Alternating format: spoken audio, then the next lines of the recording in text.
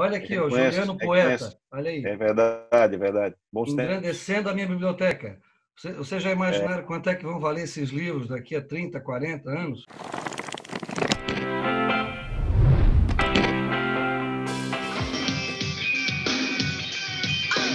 Olá, olá você que nos escuta, olá você que nos assiste, aqui eu de novo, o Marcelo Pertini, junto com meu parceiro de crime perfeito, o professor Juliano Keller do Vale. Professor, como vai o senhor? Tudo bem? Começando hoje ao som de Red Hot Chili Peppers, professor. excelente banda, sem comentários, né? Anos 90, professor?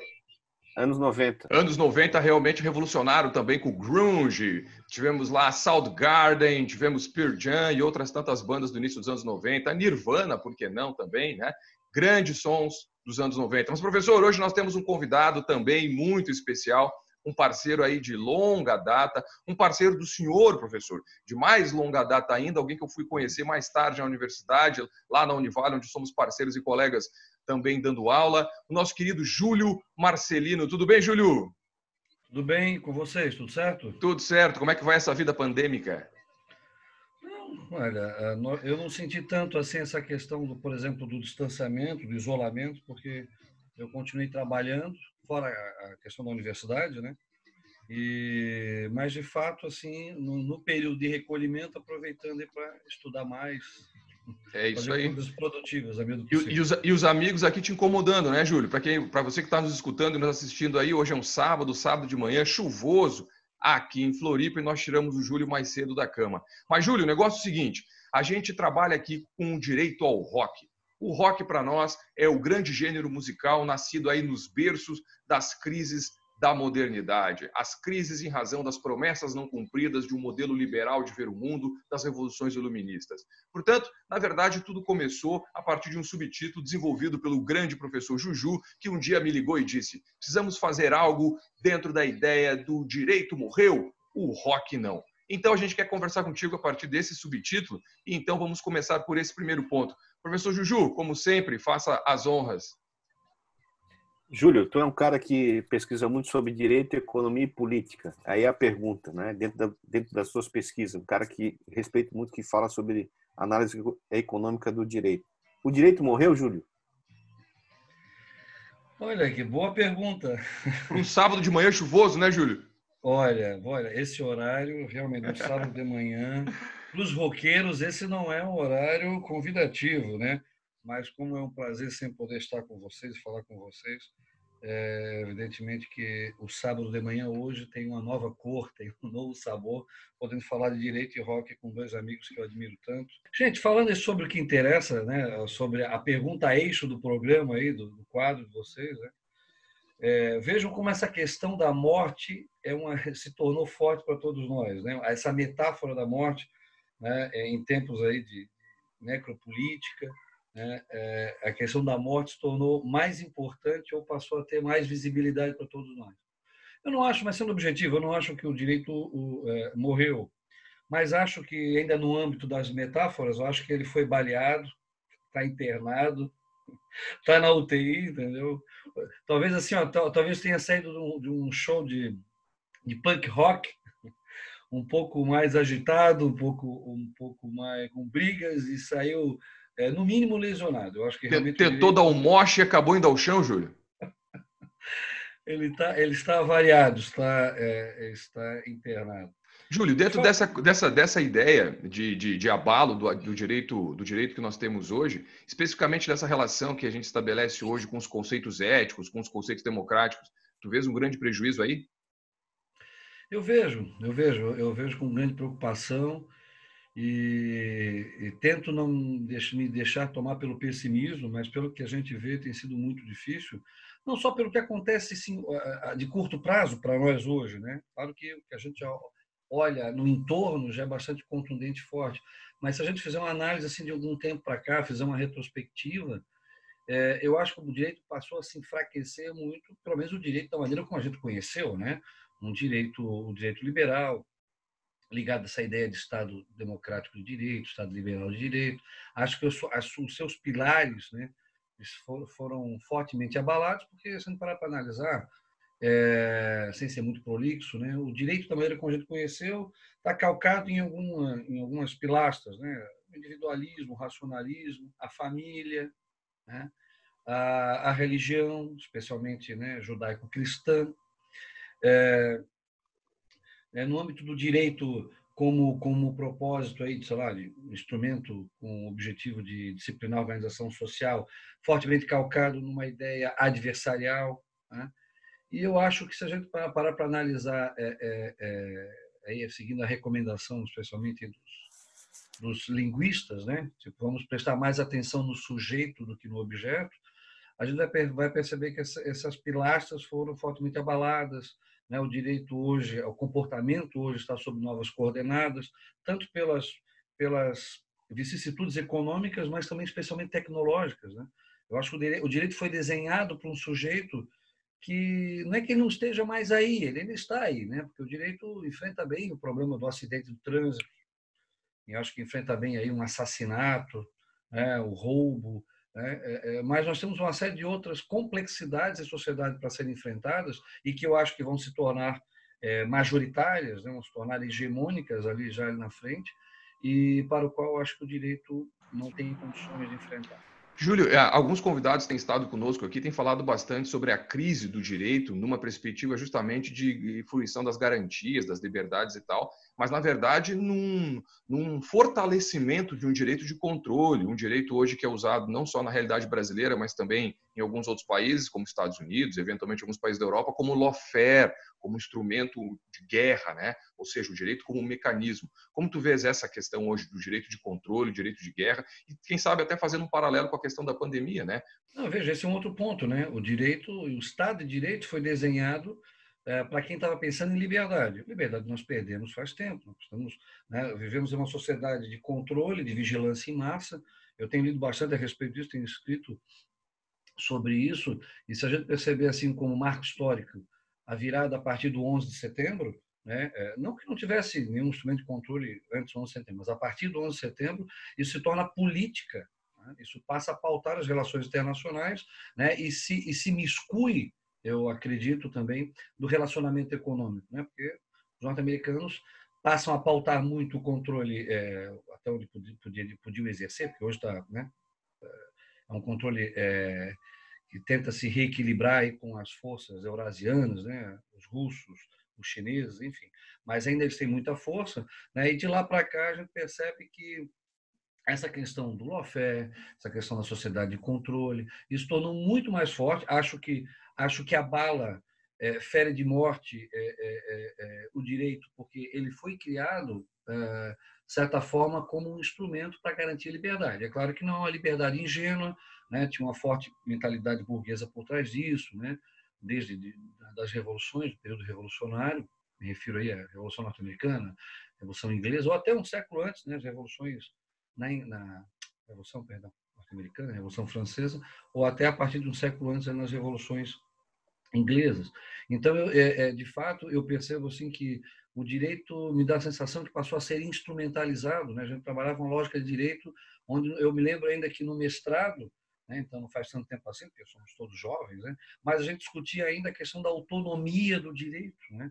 Claro que ficava difícil, né? E a gente entendeu, né? Especialmente eu e o Juliano que estudamos juntos no mestrado, a gente foi percebendo que essa autonomia foi ficando cada vez mais difícil a partir de uma ideia de linguagem, né? Mas mesmo assim a gente fazia um grande esforço intelectual para entender o direito como uma disciplina autônoma, né?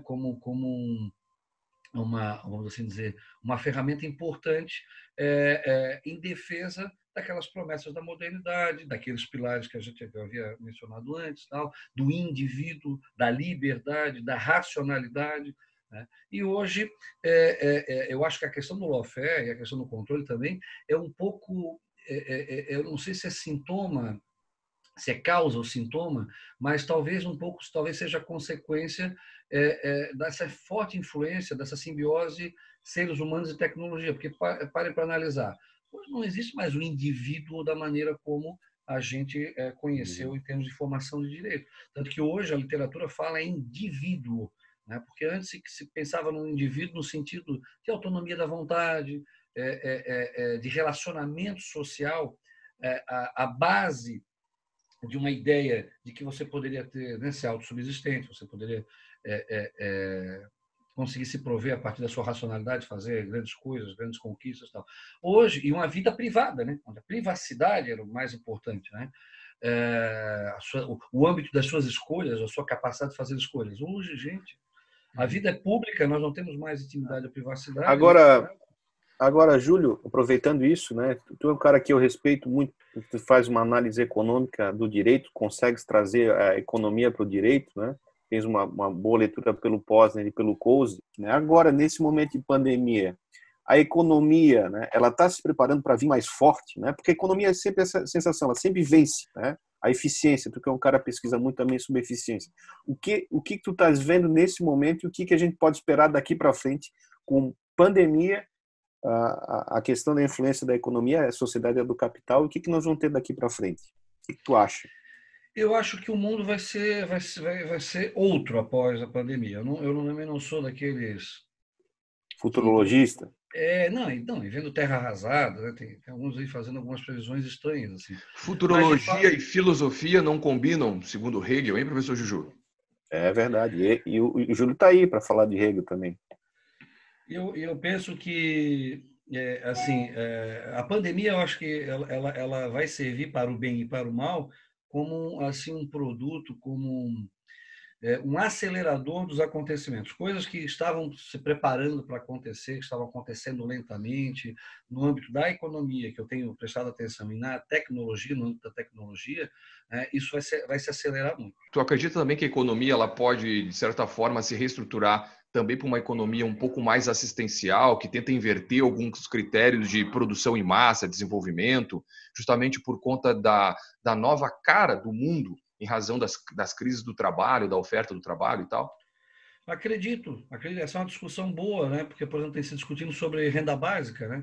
A renda básica, que muitos confundem, sempre parece que tem um apelo assim social e até pode fazer muitos acreditarem que é uma ideia que tenha surgido, né, de gente que estuda a economia pela verve social, mas não, na verdade, os liberais aqui, em primeiro lugar, já pensaram nisso lá atrás, né? Lá na escola austríaca já tinha gente imaginando isso. Então, vou fazer uma provocação, Júlio. Então, o Milton Friedman, se estivesse vivo hoje, então ele diria assim, né? O mercado não tão livre assim, mas ele dá e, ao mesmo tempo, depois ele quer tomar de volta, né? É isso, o Friedman tem sido retomado em boa parte das discussões, porque a palavra voucher, que está se usando no Brasil, quem usou lá pela primeira vez, né, que usou nesse formato foi o Friedman. Né, já defendia isso, claro, mas ele está pensando em outra ideia, está pensando numa lógica de privatização de serviços públicos, né, no sentido de entender que o Estado não tem que dar educação pública de qualidade para todos.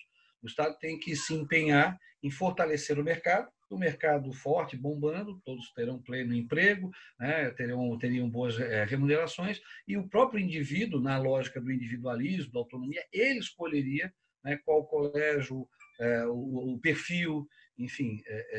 O Friedman tem sido festejado por alguns aí, retomado e festejado por alguns. Mas Júlio, uma questão que eu acho bem importante nesse momento que nós estamos discutindo. Tu achas que os estados que são liberais, os estados que têm uma política de capital aberto, de economia global, transnacional, esses estados têm que agora começar a pensar estratégias de um novo modelo econômico diante dessa situação de pandemia? Pois é, mas veja como a situação está difícil, né? A gente tá vendo, o mundo está confuso e aturdido em quase todos os âmbitos, né? No âmbito econômico também, porque, veja, boa parte das democracias ocidentais também carreadas pelo movimento político, né? Estão aí as suas economias comandadas por liberais, certo? Só que, ao mesmo tempo, com a pandemia, todo esse projeto foi para água abaixo, porque, na verdade, agora o que a gente tem visto aí são políticas estatalistas, né? E que eu acho que não tem outra saída, né? O Estado sempre é necessário que ele se apresente, que tenha protagonismo, especialmente em períodos como esse. O período da pandemia é como se fosse um período de guerra, né? Escassez de recursos, restrição de locomoção, tudo mais, riscos à segurança, tudo mais. Então, eu vejo, por exemplo, se a gente pensar no Brasil, eu fico imaginando a equipe econômica como foi montada, né? Uma equipe a partir de um ideário, né? E que é liberal, né? Notadamente liberal, conhecidamente liberal, e os caras estão pensando o quê? Retomar programas de aceleração, né, de investimento na construção civil. Liberal de um ponto econômico, né? Liberal de um ponto econômico desses que dominam a questão do poder econômico, né? Porque às vezes eu tenho dúvida se Guedes é de fato um liberal quando ele diz que, veja, o problema do Brasil, um deles é que empregadas domésticas estão indo aos Estados Unidos. Um bom liberal diria, seja quem for, viaja de avião, desde que tenha dinheiro e condição, a partir de uma perspectiva lista, ter capital. Dane-se quem é. Então, eu tenho dúvida se essas pessoas de fato são liberais, ou, na verdade, são liberais na economia para manter determinado status quo e muito conservadores e preconceituosos numa política, numa visão ético-política, né? Não sei se dentro desse contexto tu divides alguma opinião comigo. Não, com certeza, com certeza. Tem que separar liberalismo, né, de convicções políticas do liberalismo econômico. Mas, de fato, ficou claro, até no período eleitoral e no início do governo, na verdade, boa parte da equipe do Ministério da Economia ainda é remanescente da equipe do Meirelles, né, do governo anterior. E a pauta dos caras era toda liberal. E, de repente, imagina como a gente, né, se preparar a vida inteira para um projeto, você ter a oportunidade de um cargo público, só que a pandemia mudou tudo, né? Os caras foram para lá para reduzir Estado, né? Eles são convictos de que esse é o caminho, menos Estado, mais mercado, enfim. Acredito que o Brasil tem uma economia diversificada, enfim, o discurso até sedutor para muitos, né? Esse é o caminho, né? E a gente sequer conseguiu experimentar, né, o modelo, né, pleno, né, da maneira como eles estavam imaginando, que a pandemia agora traz o Estado de volta para o protagonismo, né? Claro, Então, a pandemia chama a necessidade de termos estadistas, né? Chamou a necessidade, voltou. E engraçado também um outro aspecto. Antes da pandemia, o que estava me preocupando, ou chamando a minha atenção, era como é que nós teríamos aqui uma política econômica essencialmente liberal, da maneira como eles estavam prevendo, num mundo onde a economia, onde a política econômica de grandes nações ocidentais rumava para um protecionismo, né? O Brexit, os norte-americanos, eu ficava imaginando assim, como é que o Brasil vai jogar esse jogo, né? Mas nem deu tempo de a gente tentar, né? Quando a gente está começando a se preparar para esse jogo, vem a questão da pandemia, e aí o Estado é tudo, né? A questão dos nacionalismos se acentuando, né, Júlio? Quando os nacionalismos se acentuam, eles se acentuam em várias frentes, né? E uma delas, obviamente, é a política e a econômica. Os estados se voltam para dentro de novo. É isso que o Júlio fala, né? Essa pandemia acelerou esse processo político de agora vamos nos recolher, vamos fechar, né? A esperar tudo isso melhorar para depois ver o que nós vamos fazer, né? Mas vai durar muito tempo. Para nos protegermos do vírus estrangeiro, né, Júlio? Claro. E tem um episódio anterior, né? Tipo, o que eu tenho dito, essa questão toda, é tanta informação que a gente falha pela memória muitas das vezes. E antes da pandemia, o episódio talvez que tivesse mais importância para impactos econômicos e políticos era toda aquela agitação do Oriente Médio, né, com a questão da movimentação, lembra, dos refugiados, enfim, aquilo ali já tinha reconfigurado suficientemente a Europa para todo mundo repensar os seus projetos políticos e econômicos. É muita gente para acolher. Como é que nós nos sentiríamos aqui se nós tivéssemos, por exemplo, uma coisa nós acolhemos aqui alguns... A Venezuela. Alguns venezuelanos, e eu defendo que tem que acolher, ajudar e tal, mas vamos imaginar o processo inverso, se a Venezuela tivesse que acolher milhões e milhões de brasileiros que pudessem colocar em risco, né, a sua identidade cultural, a sua identidade religiosa. Então, essa é uma discussão que eu procuro não fazer julgamento, né, assim, eu acho ela é complexa demais, mas que eu acho que ela ajudou muito a pautar, só para fazer a conexão com o que a gente estava falando antes, né, ela ajudou muito a pautar essa perspectiva nacionalista em termos políticos, né, protecionista em termos econômicos, que a gente vê hoje assim com tanta visibilidade. Esse movimento anterior foi fundamental. O que me preocupa só, Júlio, e claro que a gente entende a necessidade dos países se preocuparem com os seus nacionais, com os seus interesses, com a manutenção de um determinado modo de vida cultural. Acho que isso tudo é salutar e deve ser levado em consideração. O que eu acho muito preocupante é que não se faz uma política transnacional ou supranacional para se preocupar com os refugiados. E aí, quando o povo estrangeiro, os refugiados, os migrantes acabam chegando, obviamente não há uma preparação para receber essas pessoas, não há um apoio global para receber essas pessoas, isso fica sendo o problema dos países apenas que estão recebendo, e aí sim, concordo contigo e concordo com os críticos nesse sentido, né? Veja, vai acabar trazendo problema, vai acabar trazendo muita preocupação. Eu acho que se houvesse um esforço global para a gente tentar redimensionar essas questões, ficaria mais fácil a gente lidar com esse problema do refúgio, com esse problema da migração. Que migração e refúgio sempre vai existir, né, pessoal? Sempre vai ter. né? O mundo, tal qual nós conhecemos hoje, é fruto de imigrantes. Eu me chamo Pertile, professor Juliano Keller do Vale, né? O professor Juliano Keller tem seus antepassados vindos da Alemanha. Ou seja, o mundo é feito de migrações. Se a gente não pensar nisso, como vamos ver um futuro, né? Fica difícil. Esse é o ponto também, né? Por isso que eu digo assim, eu vejo com muito respeito, assim, e procuro não fazer julgamentos, mas você foi ao ponto. Qual foi o problema? Foi a desordem, né? Ou seja, houve uma concentração em alguns poucos países que se colocaram à disposição para abrir os braços e recebê-los, né? Exatamente por uma ausência de uma política, né, global, ou pelo menos aqui ocidental, nós, de países que tivessem todos se unidos, não, vamos ajudar a resolver esse problema, isso é um problema de todos. Então, imagina se houvesse um pouco mais de desconcentração, então, de fato, assim, se tornou um problema seríssimo para a Europa, né, mudou a pauta política e econômica lá, pô, influencia aqui. Júlio, falamos de assuntos sérios, falamos de assuntos aí que são pesados para a contemporaneidade e falamos de forma crítica. E crítica porque nós temos o rock, como eu disse no começo, o nosso paradigma cultural contestador. Então, Júlio, por que o rock não morreu? Cara, eu tenho pensado sobre isso, a questão do rock, sabe? Vendo esses protestos todos, né? Aí por conta da morte do George Floyd.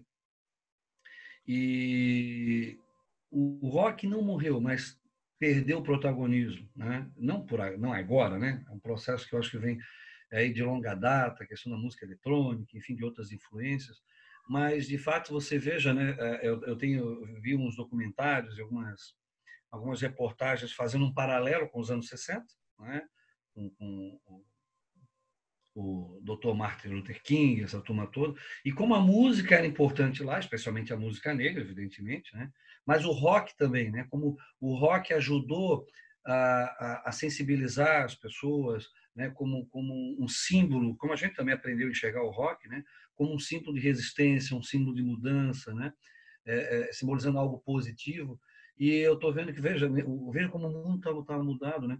Nesses protestos não tem música. Teve um último episódio ali onde um rapaz pegou o microfone e cantou uma música, né? Mas talvez antes fosse comum, pelo menos, um cara pegar um violão, voz e violão e cantar algumas músicas, né?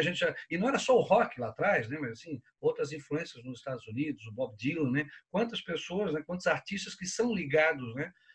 A imagem, estão ligados assim à ideia, né? De virada, de revolução, de mudança do estado de coisas. Então, eu acredito que de fato, como a tua pergunta já induz, né, o rock não morreu, mas de fato ele está sob mudança, perdeu o seu protagonismo, e eu acho que também perdeu o protagonismo por influência também econômica. Então, acho que o rock não morreu, está aí, né, mas ele vai ter que se transformar camaleão, vai ter que se transformar em alguma coisa que possa atrair essa juventude. Mas, professor Juju, temos que encaminhar o final, professor. Já estamos quase na nossa deadline aqui. O senhor, por favor, parece que temos dicas hoje, professor. Eu tenho duas dicas rápidas aí, né? Estava mostrando antes. Então, a primeira, livro e filme, documentário Chomsky, né? Em homenagem ao Júlio, um cara que faz a leitura, portanto, direito, economia, política, né? Aqui, Requiem. E eu acho que também Black Rose, acho que fica bem no espírito do programa, e Remedy, para mim, né, quando eu escutei a primeira vez Remedy na antiga MTV, depois fui lá, comprei o disco, né, aquilo, vi que realmente aquilo é um rock, né, clássico, né, sonzeira mesmo, que é impossível o cara ficar parado. Então fica aí a dica, né, Requiem para um Sonho Americano, o livro do Chomsky e o documentário que ele produziu depois, e Black Rose Remedy. Ei, falando em dicas, rapidinho, olha que eu tenho aqui na minha biblioteca, vê se o Juliano reconhece. Olha aqui, ó, Juliano Poeta, olha aí. É verdade. Bons Engrandecendo a minha biblioteca. Você já imaginaram quanto é que vão valer esses livros daqui a 30, 40 anos? Porque agora, Júlio, o professor Juju agora é um youtuber, Júlio. Então agora o céu é o limite.